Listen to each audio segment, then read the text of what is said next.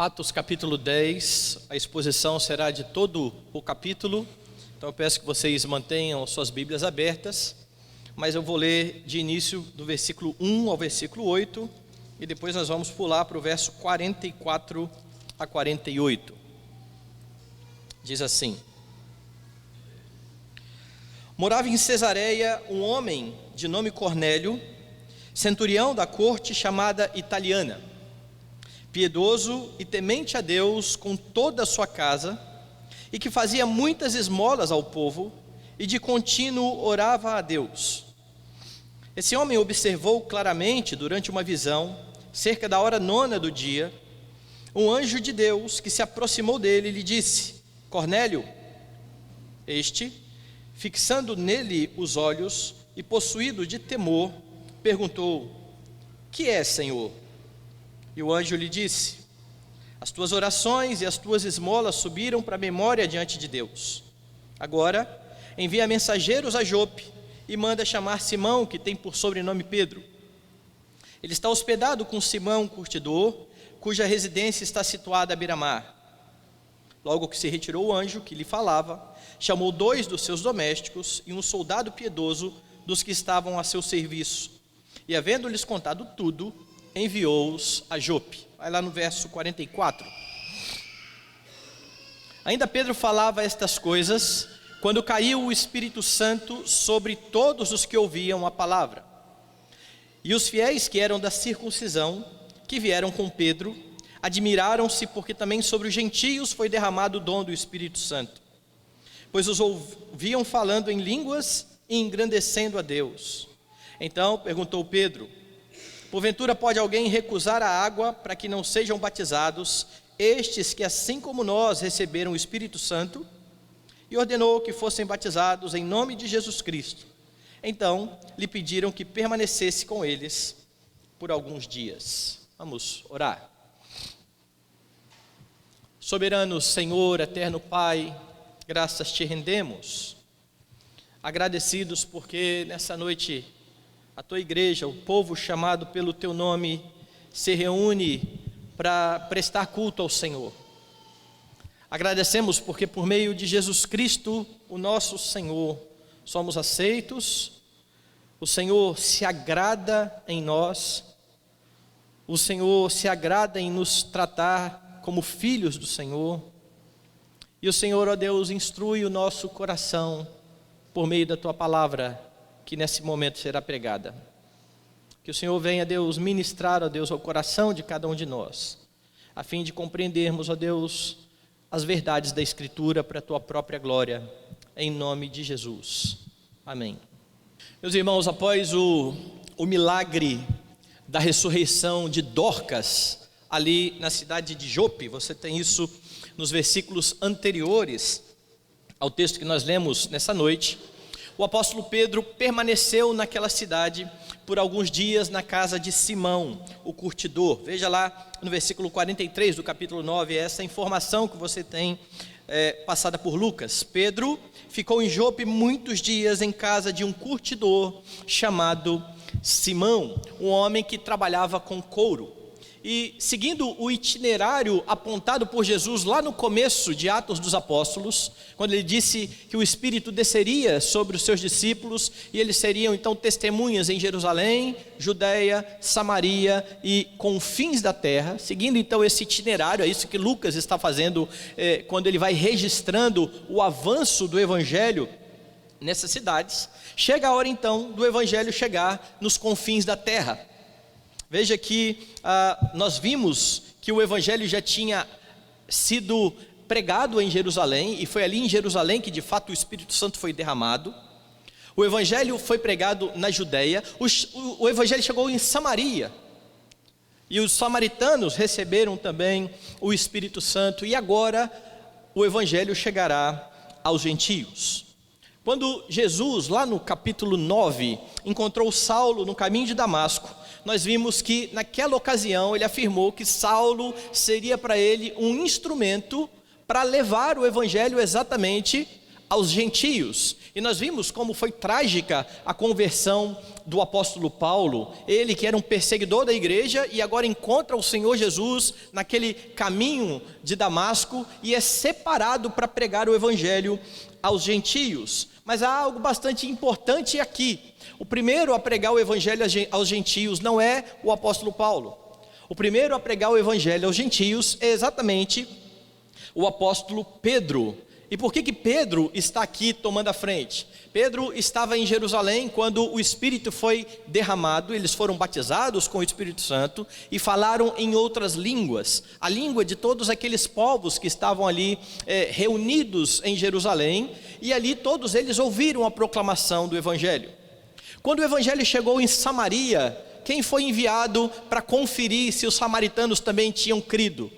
Pedro e João. E lá em Samaria, Pedro também foi testemunha que sobre os samaritanos caiu o evangelho, caiu o Espírito Santo, e eles passaram também a falar em outras línguas. E agora, mais uma vez, Pedro estará aqui como testemunha de que o Espírito Santo está sendo concedido também aos gentios, aquele itinerário que eu falei: Jerusalém, Judéia, Samaria, confins da terra. E Pedro vai aqui nessa ocasião encontrar um homem chamado Cornélio, que o texto descreve de forma bastante interessante. Ele é descrito como um homem temente a Deus. Cornélio era um centurião romano, e a palavra centurião já aponta para o que ele era. Centurião, ele era um oficial responsável por comandar 100 soldados, certo? Por isso ele era o centurião, e ele gozava ali de certo prestígio daquele povo. Veja os versículos 1 e 2 aí do texto. Morava em Cesareia um homem de nome Cornélio, centurião da corte chamada italiana, piedoso e temente a Deus com toda a sua casa, e que fazia muitas esmolas ao povo e de contínuo orava a Deus. Esse homem, ele era visto pelas pessoas com um bom testemunho. Veja aí no capítulo 10, no versículo 22. Então disseram: o centurião Cornélio, homem reto e temente a Deus, e tendo bom testemunho de toda a nação judaica, foi instruído por um santo anjo para chamar-te à sua casa e ouvir as tuas palavras. Então ele era um homem de fato respeitado ali por muitas pessoas, e o texto trata este homem como um homem temente a Deus. E repare aqui então em algo importante: ele não era um cristão, tampouco ele era um judeu. O que é então Cornélio nessa história aqui? Ele era alguém que tinha conhecido a religião judaica, e apesar de não consentir com a circuncisão, ele entendeu quem era o Deus de Israel, e ele aguardava de fato o Messias prometido, mas ele não havia se sujeitado à circuncisão. Ele era tratado aqui de incircunciso, ele era tratado como um gentio. E possivelmente esse homem então frequentava a sinagoga, cumpria as leis de restrição alimentares, ele dava esmolas. Então era um homem que de fato tinha entendido quem era o rei, o Deus de Israel, e ele está orando a esse Deus de Israel. É por isso que ele então é descrito como um homem temente a Deus, pois ele conhecia o Antigo Testamento e ele aguardava o Messias. Ele estava orando a respeito disso, e possivelmente ele já tinha ouvido a fama do Senhor Jesus Cristo, que tinha corrido por todos os lugares e agora estava também correndo por meio dos apóstolos, que depois de Jesus ter sido assunto aos céus, começam a evangelizar a respeito da mensagem de ressurreição do Salvador. Nesse texto você pode perceber então algumas lições do encontro entre Pedro e Cornélio. Quais são as lições que nós podemos tirar desse texto no encontro de Pedro e de Cornélio? Primeira delas: creia que Deus salvará aqueles que são dele. Creia nisso. Veja o texto. O texto vai mostrar de forma muito clara essa verdade. Você vai perceber aqui como o Senhor, em sua providência, está preparando todas as coisas para o encontro entre Cornélio e Pedro, a fim de que este homem ouça a pregação do Evangelho. Como eu disse, esse homem já tinha expectativa a respeito do Messias, ele conhecia o Antigo Testamento, e Lucas vai relatar então que ele estava orando, e ele tem uma visão de um anjo que manda ele chamar um judeu. Veja, ele é um gentio orando a Deus, e o anjo manda ele chamar um judeu. O anjo não pede para ele chamar Pedro, mas Simão, chame lá a Simão. Veja o texto dos versículos 3 ao verso 7.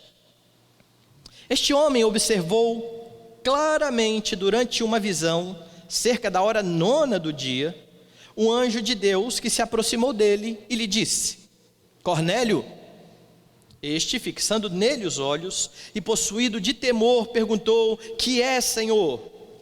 E o anjo lhe disse: as tuas orações e as tuas esmolas subiram para a memória diante de Deus. Agora, envia mensageiros a Jope e manda chamar Simão, que tem por sobrenome Pedro. Ele está hospedado com Simão, curtidor, cuja residência está situada à beira-mar.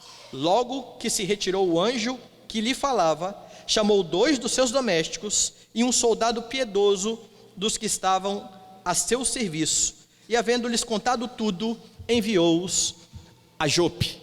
Então veja que interessante, este homem está orando, ele tem a visão deste anjo, e logo que ele tem essa visão, ele reconhece que está diante do divino. Como é que você percebe isso? Veja o versículo 4, quando o anjo chama Cornélio, ele fixa então nele os olhos, ele teme e ele pergunta: que é, Senhor? E por que esse detalhe aqui é importante? Você se lembra no capítulo 9, o que foi que Saulo perguntou quando ele ouviu a voz do céu? Saulo, Saulo, por que me persegues? Quem és tu, Senhor? Eu sou Jesus, a quem tu persegue. Paulo entendeu diante de quem ele estava, e Cornélio também está entendendo. Deus havia ouvido a sua oração, e então ele ordena aos seus empregados que corram a Jope e vão buscar Pedro. Pedro estava ali naquela cidade, passando um tempo com aqueles irmãos. Agora, ao mesmo tempo que Deus está preparando Cornélio para encontrar-se com Pedro, ele também vai preparar Pedro. Ele também vai preparar o coração de Pedro para esse encontro com aquele homem gentio. Veja aí o que tem no versículo 9 até o versículo de número 16. No dia seguinte, indo eles de caminho e estando já perto da cidade, subiu Pedro ao eirado por volta da hora sexta, a fim de orar. Estando com fome, quis comer, mas enquanto lhe preparavam a comida, sobreveio-lhe um êxtase. Então viu o céu aberto, e descendo um objeto, como se fosse um grande lençol, o qual era baixado à terra pelas 4 pontas, contendo toda a sorte de quadrúpedes, répteis da terra, aves do céu. E ouviu-se uma voz que dirigia a ele: levanta-te, Pedro, mata e come. Mas Pedro replicou: de modo algum, Senhor, porque jamais comi coisa nem alguma comum e imunda. Segunda vez a voz lhe falou: ao que Deus purificou, não consideres comum. Sucedeu isso por 3 vezes, e logo aquele objeto foi recolhido ao céu. Deus está preparando Pedro, o mensageiro que vai falar a Cornélio. E como é que Deus faz isso? Deus dá a Pedro uma visão. Pedro, um judeu bastante zeloso, criado na religião judaica, sabendo tudo aquilo que a lei dizia, e nesse momento da história você tem ainda muita confusão na cabeça dessas pessoas que estão abraçando a Cristo sobre o que pode, o que não pode, o que deixou de valer e o que continua valendo. Você vai ter muita confusão a respeito disso. Deus pega então e baixa um lençol para Pedro com animais imundos. Pedro coma. E aí Pedro resolve dar aula de teologia para Deus, certo?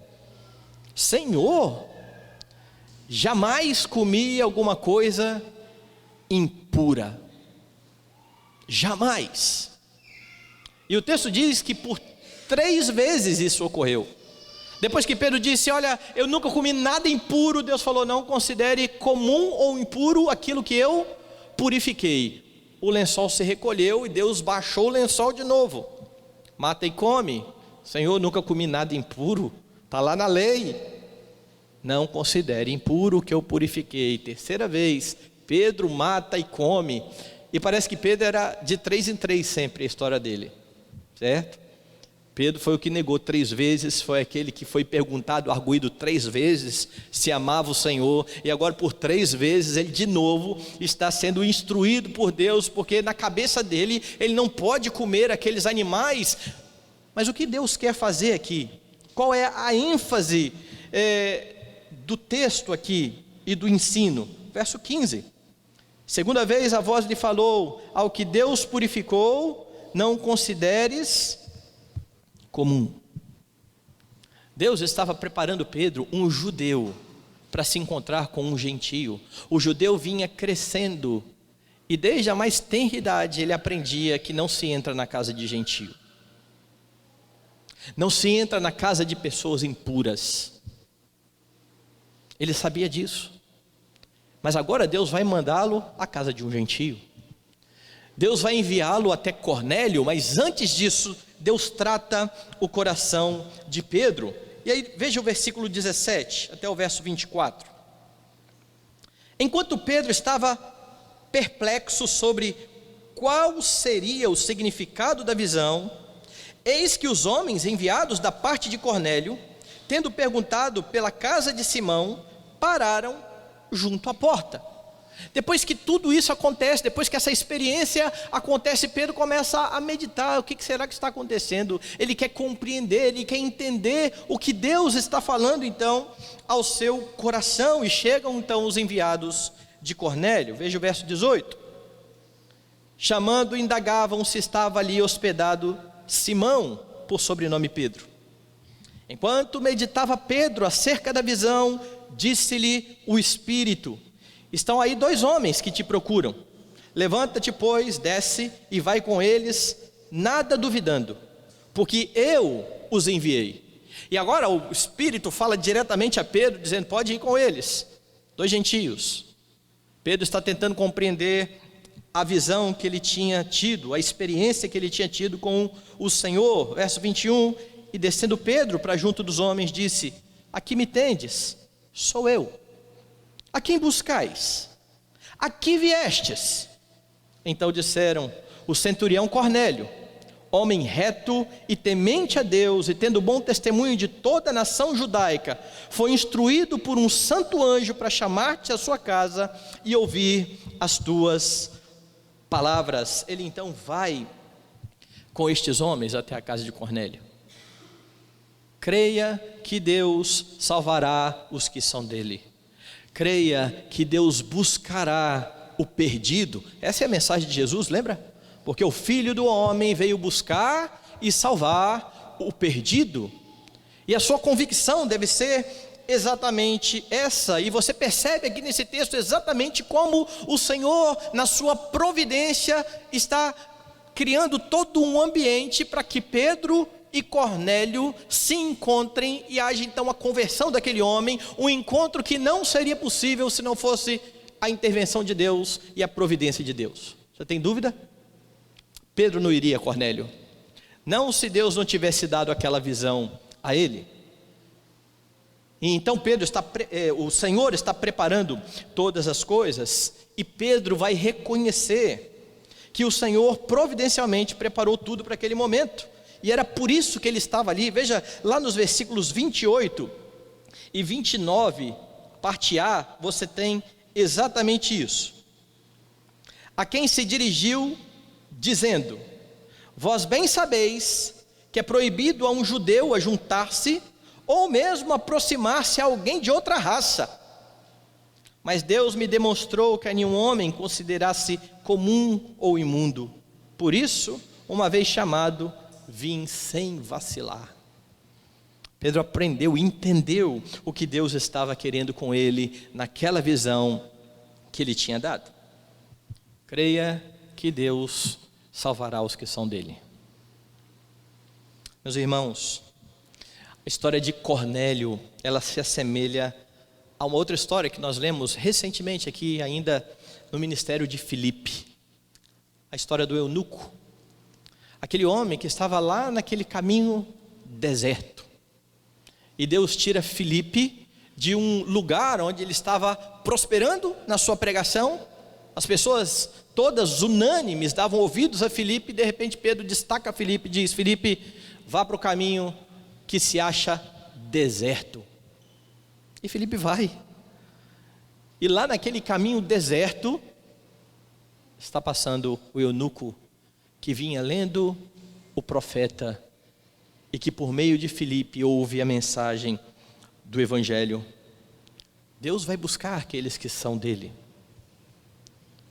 E aqui há algo bastante importante que você tem que entender, e foi por isso que eu expliquei a respeito de Cornélio no início. Você sabe pela Bíblia que Deus não ouve a oração de ímpios. Deus não ouve a oração que não é mediada por Jesus Cristo. Se alguém orar e não tiver Jesus Cristo como aquele que intercede por essa pessoa, Deus simplesmente abomina essa oração, porque foi então que ele ouviu a oração de Cornélio. Exatamente porque Cornélio, à semelhança dos santos do Antigo Testamento, oravam na esperança de que o Messias viria. Ele era um crente da velha aliança, tal qual os judeus que se converteram e que agora abraçaram o Messias. Ele tinha esperança de que o Messias viria, e foi exatamente por isso que Deus ouviu a oração daquele homem e enviou alguém que falaria a respeito do Messias. Então, em sua soberania, o Senhor prepara aqueles que são seus para pregar o evangelho, e prepara aqueles que o Senhor quer salvar para ouvir o evangelho. Onde quer que esteja alguém por quem Jesus morreu, o evangelho chegará. É por isso que a igreja se envolve em missões, na crença de que Deus tem os seus eleitos espalhados em toda a terra. É por isso que Jesus chama estes homens para serem testemunhas em Jerusalém, Judeia, Samaria e até os confins da terra.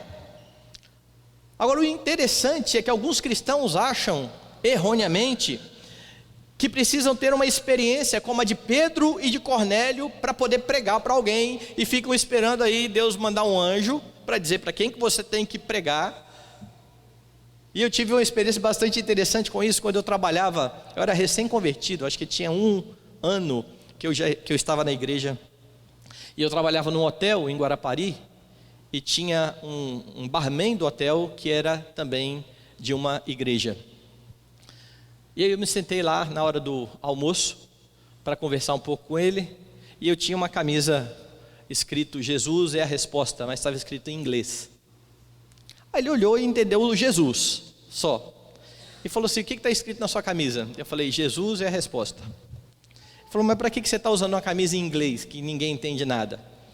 Eu falei assim: para alguém me perguntar, igual você está me perguntando, e eu poder falar a respeito de Jesus é a resposta. E aí comecei a conversar a respeito disso, e perguntei para ele o seguinte: a sua igreja não evangeliza? Ele falou: lógico que nós evangelizamos, mas nós evangelizamos quando há revelação.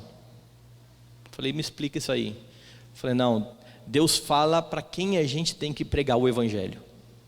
E eu fiquei pensando nessa experiência aqui. Eu falei: meu amigo, já não está revelado não? Ide por todo mundo, pregai o evangelho a toda criatura. Você quer uma revelação maior do que essa? Mas na cabeça dele, Deus tinha que falar especificamente quem era a pessoa para quem ele iria pregar. Tal qual a experiência que você está vendo aqui nessa história. O problema é que essa experiência ela não é mais necessária. Ela é necessária nesse momento histórico onde o evangelho está quebrando uma barreira. A barreira de sair do meio dos judeus para ir para o meio dos gentios. E o judeu não queria ir. O judeu não podia entrar na casa de gentio, então Deus intervém e vem com uma visão para aquele homem, dizendo que não havia ninguém impuro. Mas agora você não precisa disso, você precisa olhar para o Evangelho, observar a ordem de Jesus Cristo e pregar.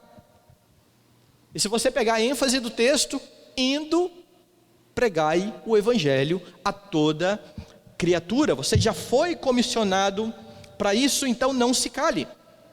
Porque diariamente em sua providência, mesmo não tendo uma experiência tão extraordinária como foi a de Cornélio e a de Pedro, Deus está preparando pessoas para ouvir o Evangelho. Às vezes nós temos a impressão de que a pessoa para ouvir o Evangelho tem que ir à igreja, e aí nós achamos que o nosso trabalho se restringe a convidar pessoas para ir ouvir a palavra lá na nossa igreja. Não. As conversões se dão em lugares mais inusitados. Eu ouvi do Evangelho numa quadra de voleibol,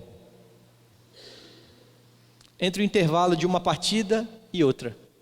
Meu time tinha perdido, a gente sentou e começa a conversar, e alguns amigos que eram da igreja presbiteriana começam a falar comigo sobre Jesus.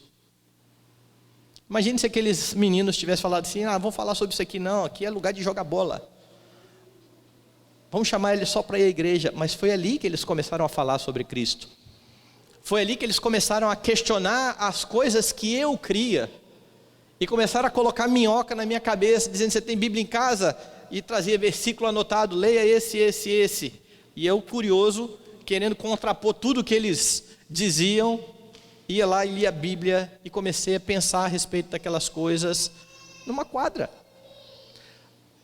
Agora, quem foi que preparou tudo isso, na sua providência, um ambiente onde eu estava jogando bola com 2 meninos crentes? Foi por acaso que aqueles meninos crentes estavam ali. E nós vemos conversões acontecendo das formas mais variadas. Pessoas que se convertem na fila do banco, num bate-papo. Deus, em sua providência, coloca os seus perto de pessoas que podem proclamar a salvação, para que eles abracem a fé no Redentor. Creia nisso e pregue. Você é uma testemunha do Senhor. De novo, às vezes nós nos enganamos achando que é preciso um local específico, ou uma programação específica, ou ainda uma pessoa específica para pregar. Se minha família ouvir o fulano de tal, ele se converte. Por que o fulano de tal tem que ser o fulano de tal? Nós confiamos nos homens, nós confiamos nas pessoas, nós não confiamos no poder do Evangelho. É por isso que quando eu preguei aqui sobre Filipe, eu disse que você deve estar pronto a responder a respeito da razão da sua fé, porque se fosse nos dias de hoje, talvez aqueles que fossem questionados por Filipe, quando disse: eu não entendo o que eu estou lendo, você pode me explicar? Os crentes diriam: eu também não entendo nada, vamos lá perguntar para o pastor da igreja. Você precisa conhecer a Escritura, e você precisa proclamar o Evangelho todos os dias. O Senhor nos dá a oportunidade de falar da sua palavra, e de novo, o importante não é quem prega, mas o que é pregado, a mensagem que é pregada.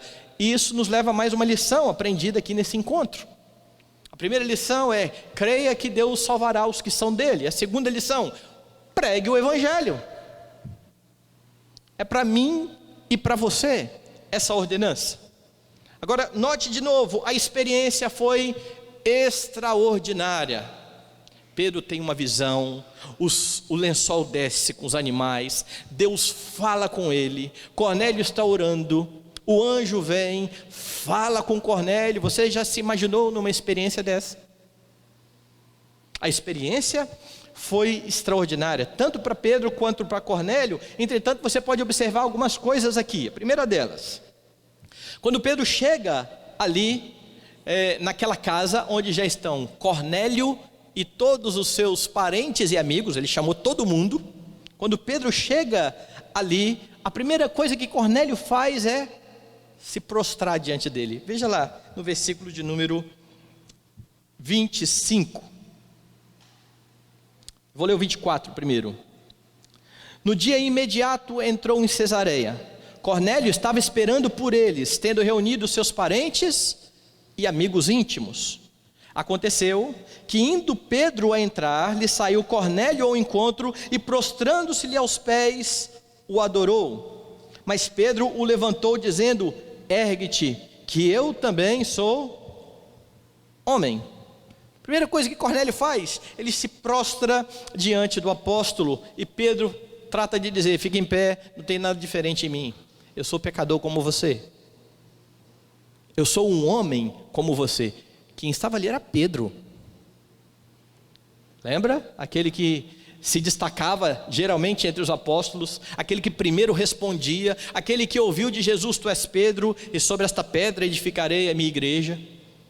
Aquele que pregou lá no Pentecostes, era esse Pedro.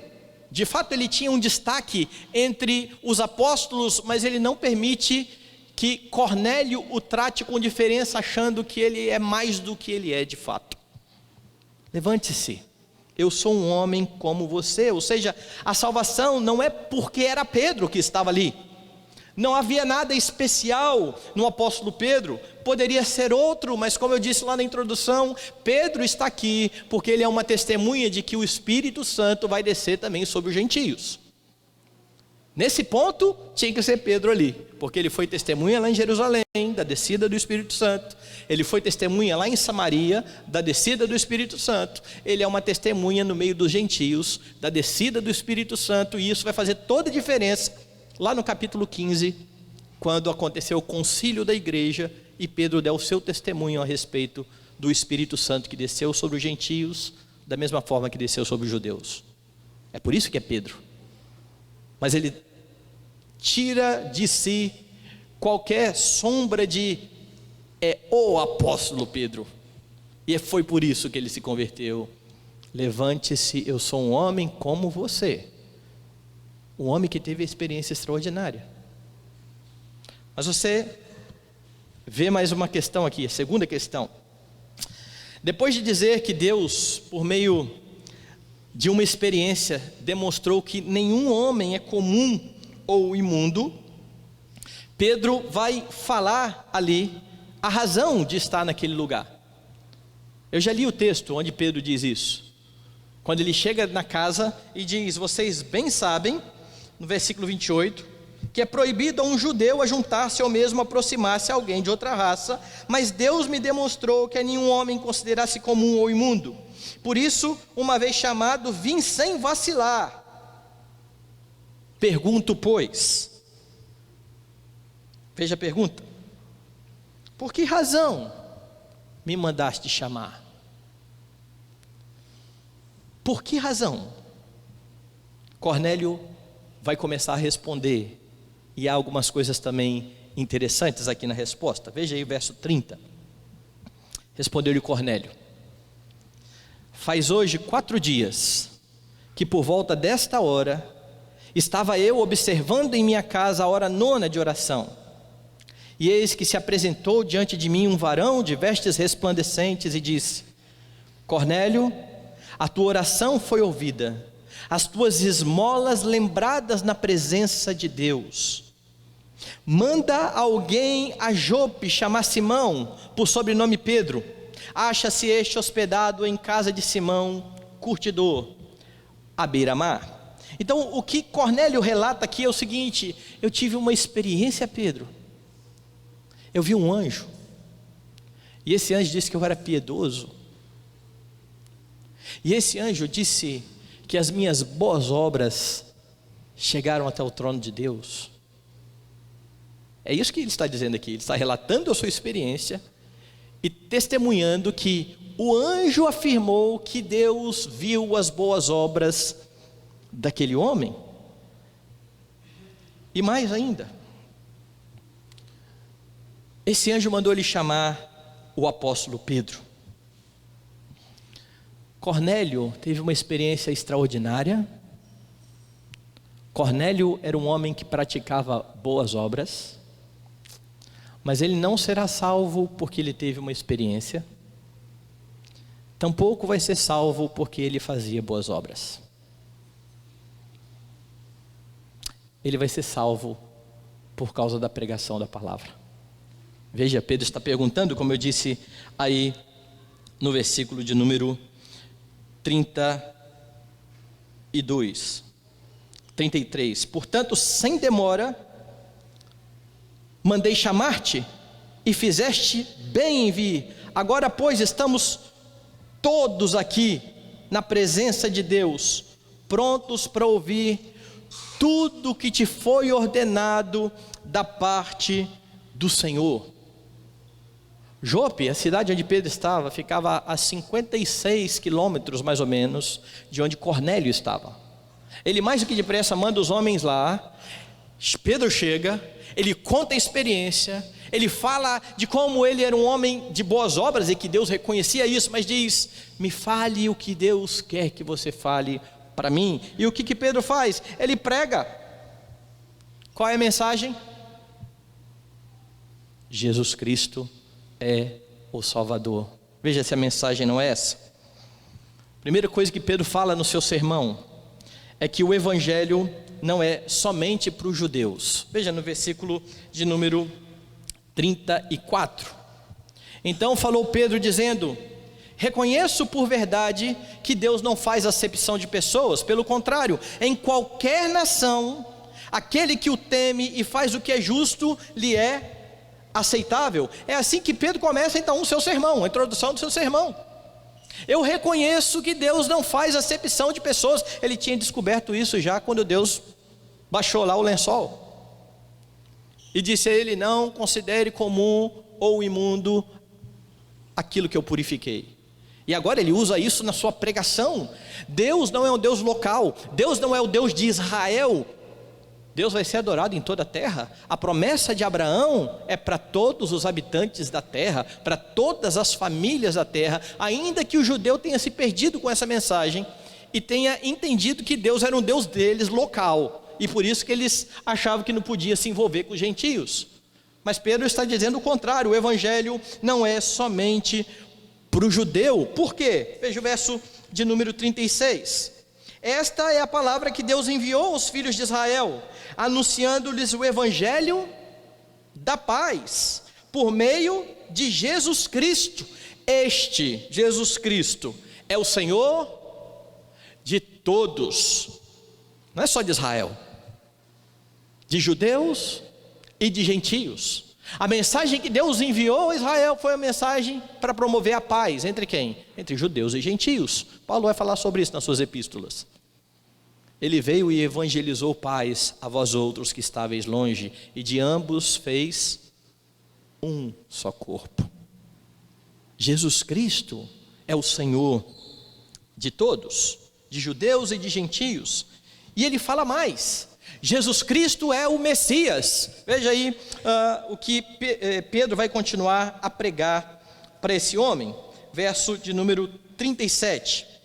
Vós conheceis a palavra que se divulgou por toda a Judeia, e é por isso que eu afirmei no começo que Cornélio era um homem que ansiava pela vinda do Messias, e era a respeito disso que ele estava orando, e foi essa a resposta que Deus mandou para ele. Veja como Pedro diz: vocês conhecem a palavra que se divulgou por toda a Judeia, tendo começado desde a Galileia, depois do batismo que João pregou. Vocês sabem o que está acontecendo. Vocês sabem que Jesus de Nazaré foi batizado lá por João Batista. Vocês sabem do ministério que ele realizou por todas essas redondezas aqui. Este homem é o Messias. Veja no verso 38, como Deus ungiu a Jesus de Nazaré. E eu gosto dessa construção aqui por uma razão.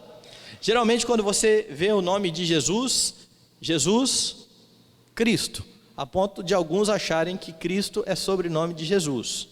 Não é, certo? Cristo é o título. Cristo é a palavra grega que é similar à palavra hebraica Messias. Jesus o Messias, ou Jesus o Cristo. Veja a mensagem de Pedro: vocês sabem como Deus ungiu a Jesus de Nazaré. Ele ungiu a Jesus porque aquele ali era o Messias. Essa é a mensagem de Pedro. Vocês sabem sobre a fama de Jesus? Deus o ungiu como Messias a respeito do Espírito Santo, e há provas de que ele era o Messias. Veja o verso ainda de número 38. E com poder, o qual andou por toda parte, fazendo bem e curando a todos os oprimidos do diabo, porque Deus era com ele. Quer ter certeza de que ele era o Messias? Ele fez milagres, ele fez prodígios, tudo que o Antigo Testamento falava que o Messias iria fazer. E eu tenho batido nessa tecla aqui no livro de Atos dos Apóstolos. Os milagres têm um fim bastante específico, tal qual nos evangelhos: mostrar que Jesus era o Cristo, e no caso de Atos, mostrar que os apóstolos eram enviados pelo Cristo. E Pedro está aqui martelando a mesma mensagem. Ele foi ungido pelo Espírito Santo com poder e realizou milagres. Ele é de fato o Cristo. E mais, a mensagem não termina aí. Versículo 39: e nós somos testemunhas de tudo que ele fez na terra dos judeus e em Jerusalém, ao qual também tiraram a vida, pendurando-o no madeiro. Nós vimos tudo, nós somos testemunhas, nós acompanhamos todo esse ministério, nós estamos aqui para testificar o que aconteceu por meio de Jesus Cristo, até mesmo a sua morte. Veja que eles estão pregando que Jesus Cristo então morreu, mas mais ainda, verso 39, nós somos testemunhas de tudo o que ele fez na terra dos judeus e em Jerusalém, ao qual também tiraram a vida, pendurando no madeiro. A este ressuscitou Deus no terceiro dia e concedeu que fosse manifesto, não a todo o povo, mas às testemunhas que foram anteriormente escolhidas por Deus, isso é, a nós, que comemos e bebemos com ele, depois que ressurgiu dentre os mortos.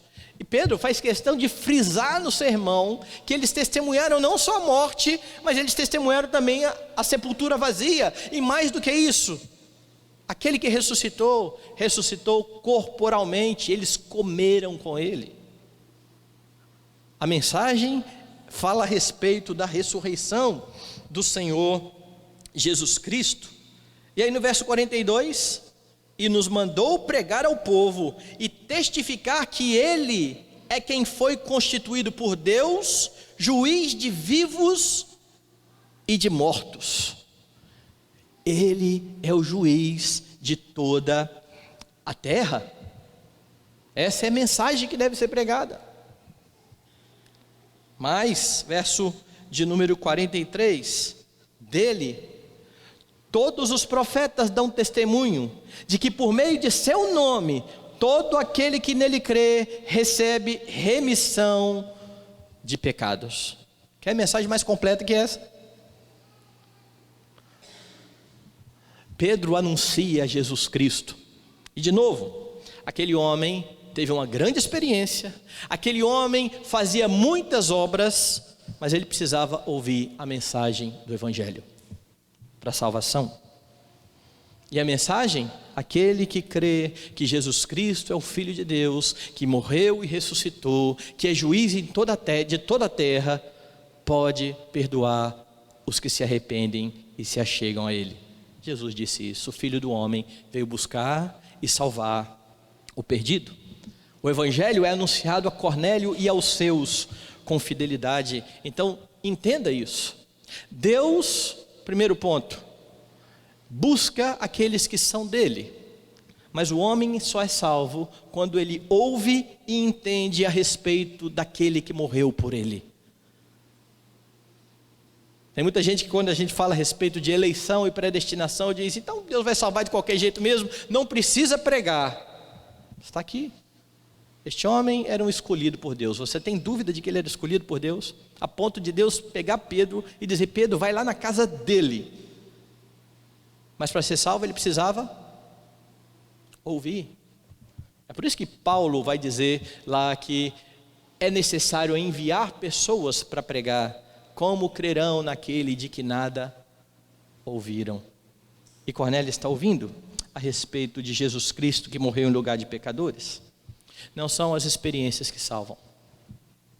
Por mais extraordinárias que elas sejam, a fé vem pela pregação e a pregação pela palavra de Cristo. Romanos capítulo 10, verso 17. A fé vem pela pregação e a pregação pela palavra de Cristo. É preciso que o homem ouça toda a mensagem do Evangelho, toda. Criação, queda, redenção. Deus criou um homem, este homem pecou, toda a humanidade caiu em transgressão. Deus enviou o seu Filho para que todo aquele que nele crê não pereça, mas tenha a vida eterna. Isso é pregar o Evangelho. Pregar o Evangelho não é você dizer à pessoa: você quer ser salvo, convide Jesus para entrar no seu coração, porque isso você não tem na Bíblia. O que você tem na Bíblia é: arrependei-vos e crede, reconheça o seu pecado e reconheça que Jesus Cristo é o remidor daqueles que se arrependem. Essa é a mensagem do Evangelho. Nós estamos vivendo um tempo, irmãos, em que querem substituir a pregação do Evangelho, a proclamação, por várias coisas. Teatro, música. Nós já passamos o tempo que as pessoas diziam: o louvor liberta. A música é importante, eu não tenho a menor dúvida. Quem liberta é Jesus Cristo,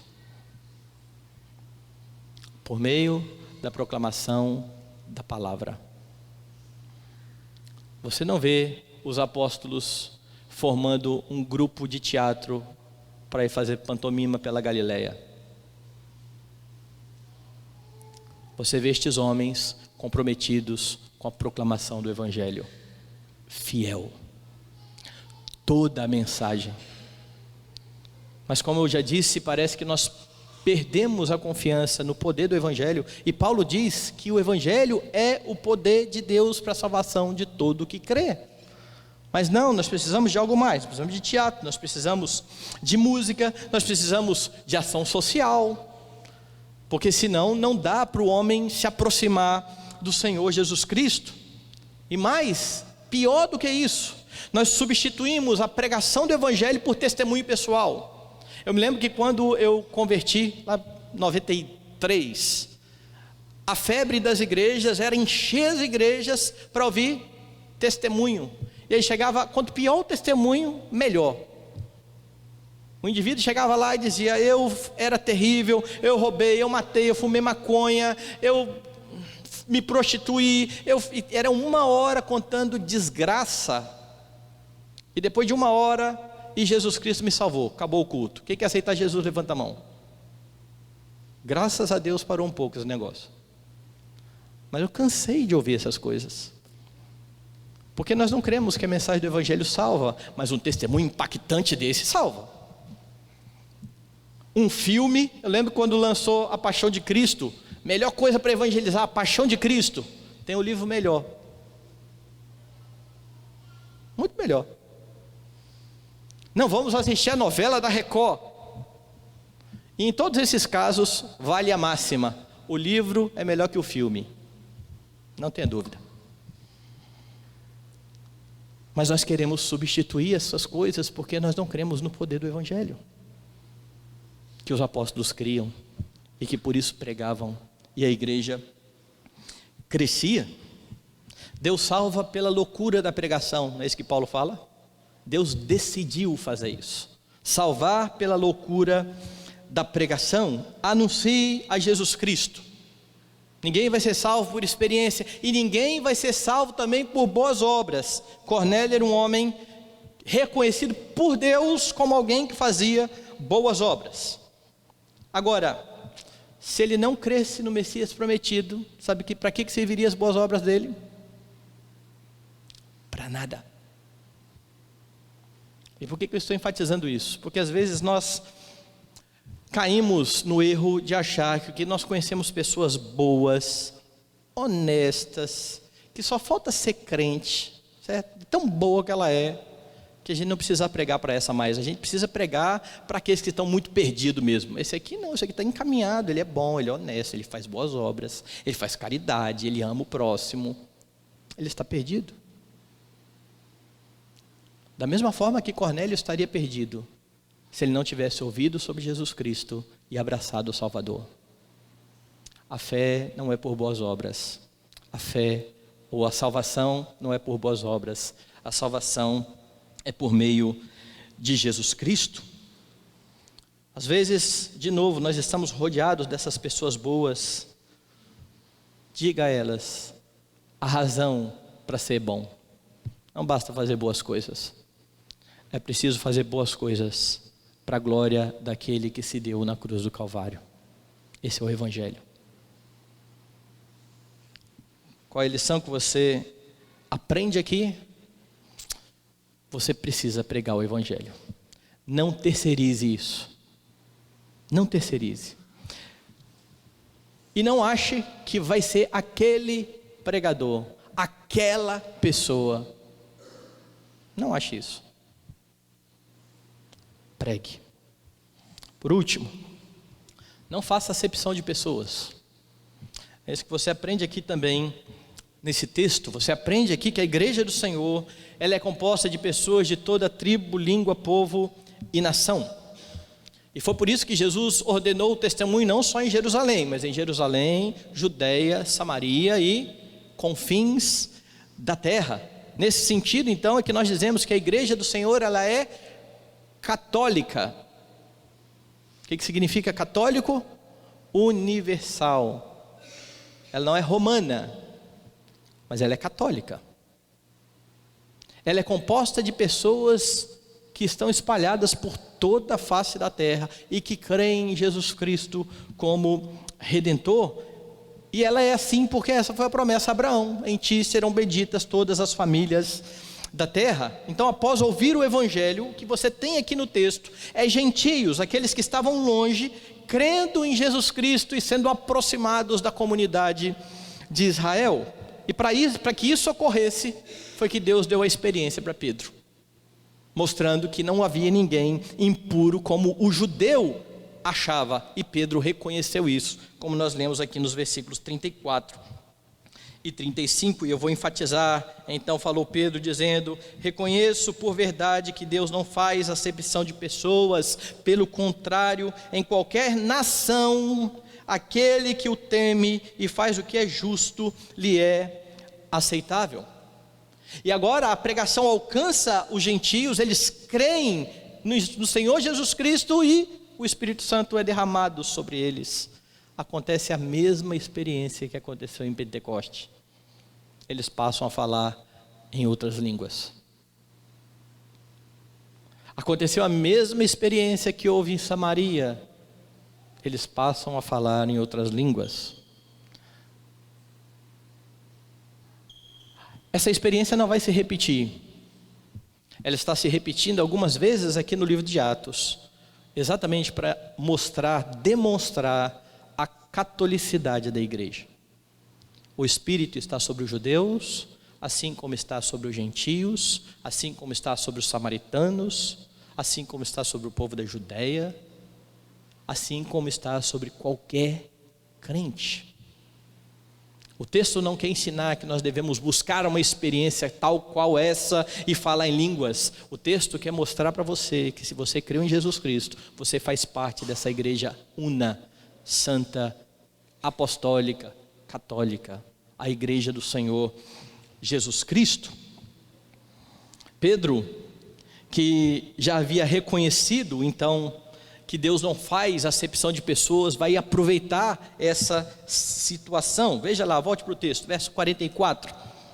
Ainda Pedro falava estas coisas, quando caiu o Espírito Santo sobre todos os que ouviam a palavra, e os fiéis que eram da circuncisão, que vieram com Pedro, admiraram-se, porque também sobre os gentios foi derramado o dom do Espírito Santo. Pedro foi, mas juntamente com ele foram os judeus. Todos eles estão lá, mas quem teve a experiência? Pedro. Os outros não. O que os outros viram? O Espírito Santo se derramado, e eles tendo a mesma experiência, eles estão admirados. E aí Pedro então, nessa oportunidade, o que faz? Veja lá o texto. Verso 46. Pois os ouviam falando em línguas e engrandecendo a Deus. Então perguntou Pedro: porventura pode alguém recusar a água para que não sejam batizados estes, que assim como nós receberam o Espírito Santo? Ou em outras palavras, Pedro está dizendo o seguinte: vocês têm alguma dúvida que esse povo aqui é crente? Resta alguma dúvida ainda? Da mesma forma que nós, eles receberam o Espírito Santo. Eles são gentios, mas eles são crentes.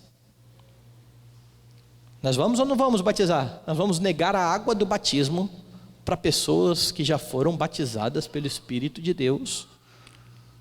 E Pedro aproveita a oportunidade exatamente para demonstrar o seguinte: não há diferença entre eles e nós. Não há diferença entre nós judeus e eles que são gentios. Deus salva quem Ele quer, quando Ele quer, mas sempre por meio do anúncio do Evangelho. Estes homens creram na proclamação do Evangelho, e agora os gentios estão inseridos nessa comunidade. E sabe o que há nessa comunidade da fé? Unidade e comunhão. Veja o último verso, verso 48. E ordenou que fossem batizados em nome de Jesus Cristo. Então lhe pediram que permanecesse com eles por alguns dias. Veja a mudança. Pedro chega lá na casa deles, Pedro e os judeus, dizendo o quê? Olha, o judeu não pode entrar na casa de gentio. O Evangelho quebra até essa barreira. E agora eles estão juntos alguns dias. É o Evangelho que promove isso.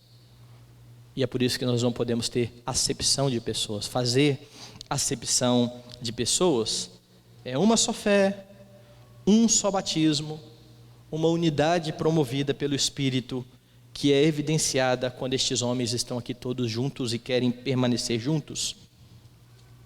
Então a primeira coisa, não escolha as pessoas que você acha que aceitariam mais fácil o Evangelho, deixando de lado aquelas que você diz, esse aí nunca tem jeito, porque isso é fazer acepção de pessoas. Mas lá no fundo, às vezes você não pensa isso. Eu vou confessar o meu pecado aqui, eu penso, às vezes, mesmo sabendo tudo isso aqui, tem gente que você olha e fala assim, fulano, esse aí não vai não, mas eu não fui. Falta olhar para nós mesmos e pensar, gente, eu sou crente. Se eu sou, qualquer um pode ser. Se Deus me salvou, Ele vai salvar qualquer um. Porque quando nós nos comparamos com as pessoas para nos engrandecer, nós até achamos que nós somos grande coisa. Mas nós sabemos o que de fato nós somos. Se Deus te salvou, Ele salva qualquer pessoa. Então não fique aí ressabiado e achando, não, fulano está quase lá. Porque pode ser que ele não esteja, mas pregue a si mesmo. Fulano nunca se converteria, pregue. E de novo, um dos riscos que você corre quando você prega o Evangelho é ver alguém se convertendo. Porque ele é o poder de Deus para a salvação do que crê. Porque quando o Espírito Santo quebranta o coração do pecador, não há pecador que resista. Veja Paulo, o inimigo da igreja, jogado por terra no caminho de Damasco, se rendendo ao Senhor. Não faça acepção de pessoas. O Evangelho é para todo aquele que crê. Ele precisa ser testemunhado com fidelidade por você, mas é o Senhor que vai salvar quem Ele quer, os que são dele. E é por isso que Ele vai providenciando meios para que a igreja encontre os eleitos e pregue. Faça isso, faça isso. Lembre-se que Ele busca os que são seus, e Ele faz isso por meio da igreja. E é por isso que a igreja tem que pregar de fato e de verdade. Uma vez na igreja do Senhor, Lembre-se que não há proeminência, certo? Sabe esse Pedro que está aqui e que Cornélio repreendido aqui, dizendo: levanta aí, eu sou um homem como você. Pedro era um apóstolo do Senhor. E uma das coisas mais bonitas que eu acho na vida de Pedro é quando ele escreve a sua epístola, a sua primeira epístola. Porque ele escreve a sua epístola e ele vai então conversar com os presbíteros da igreja. E aí lá no capítulo 5, ele vai dizer assim: rogo aos presbíteros que há entre vós, eu, apóstolo Pedro, não, eu, presbítero, como eles. Talvez se fosse nos nossos tempos aqui o reverendo Pedro, certo? Não há proeminência. Eu não estou menosprezando os títulos, mas eu também não acho que as pessoas têm que se agarrar nos títulos achando que elas são mais do que outras, porque elas são oficiais da igreja. Pedro não fez isso. Não faça isso. Eu sou o presbítero, graças a Deus, sirva a Deus. Eu sou diácono, louve ao Senhor por isso, sirva a Deus. Eu sou a presidente da SAF, louvado seja o Senhor, sirva. Eu conheci um seminarista que se apegava tanto a título, que se as pessoas chamassem ele pelo nome, ele corrigia: seminarista fulano. E aí ele formou no seminário, e aí ele entrou naquela fase que ele nem era pastor ainda, e ele não era mais seminarista. Vai chamar ele de quê agora? Chama pelo nome? Não, agora ele exigia que se chamasse de bacharel, porque agora ele era bacharel em teologia. E aí houve um culto uma vez, e aí o rapaz terminou de cantar, e falou assim: eu vou pedir ao fulano de tal. No meio do culto o cara falou assim: Bel fulano, Bel bacharel, né? Ele corrigiu o rapaz. E daí? No céu não vai entrar bacharel, nem presbítero e nem reverendo. No céu vão entrar aqueles que são lavados e remidos no sangue do Cordeiro. Agora Deus, em sua providência, também nos deu oficiais que nós devemos respeitar. Mas ao mesmo tempo esses oficiais são chamados por esse Pedro a não serem dominadores do rebanho. Não há acepção de pessoas. Uma das doutrinas que a reforma colocou para cima foi exatamente o sacerdócio universal dos crentes. Nós temos acesso ao Pai por meio de Jesus Cristo, o pastor, os presbíteros, os diáconos e os membros da igreja. Viva em unidade, sabendo que o Senhor é Senhor de todos, não há proeminência. Você precisa desenvolver laços de comunhão com os irmãos. Nós somos colocados num só corpo, uma só fé, um só batismo. Você tem que se dar a conhecer aos seus irmãos. Isso é comunhão, isso é amizade. Lembre-se de Jesus Cristo falando aos seus discípulos: eu não vos chamo mais de servos, mas de amigos, porque tudo que ouvi do meu Pai eu vos tenho dado a conhecer.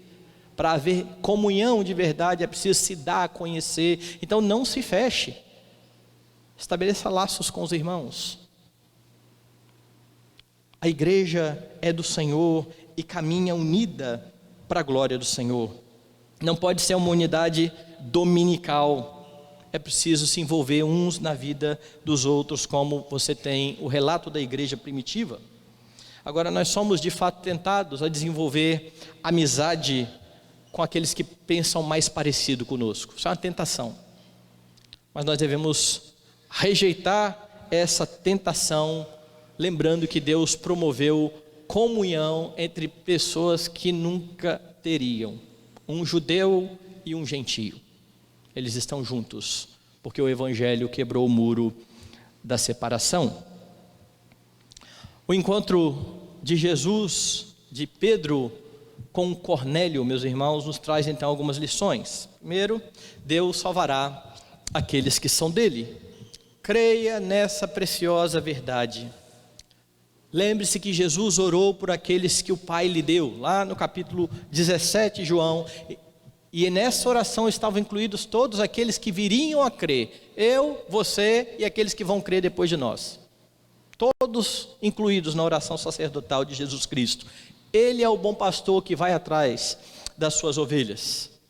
Segunda lição que você aprendeu: o evangelho deve ser pregado. Não deixe se levar por aqueles que ficam enfatizando experiências extraordinárias. Não se engane sobre a salvação por obras. Não coloque a esperança naquele pregador, naquele irmão. Pregue o evangelho fielmente e deixe os resultados por conta do Senhor, que é gracioso e que na cruz deu o seu Filho para salvar o perdido. 3, não faça acepção de pessoas. A igreja é local, mas ela é universal. Ela continuará sendo composta de gente de toda tribo, língua, povo e nação. Nós cantamos isso essa noite, não é isso? De todas as tribos, povos e raças, muitos virão te louvar. Creia que Deus cumprirá aquilo que Ele prometeu a Abraão, e que por meio de Abraão, o pai da fé, serão benditas todas as famílias da terra. Deus nos abençoe. Deus nos ajude a ter convicção dessas verdades, a fim de que sejamos instrumentos na proclamação do Evangelho e na expansão do reino do Senhor.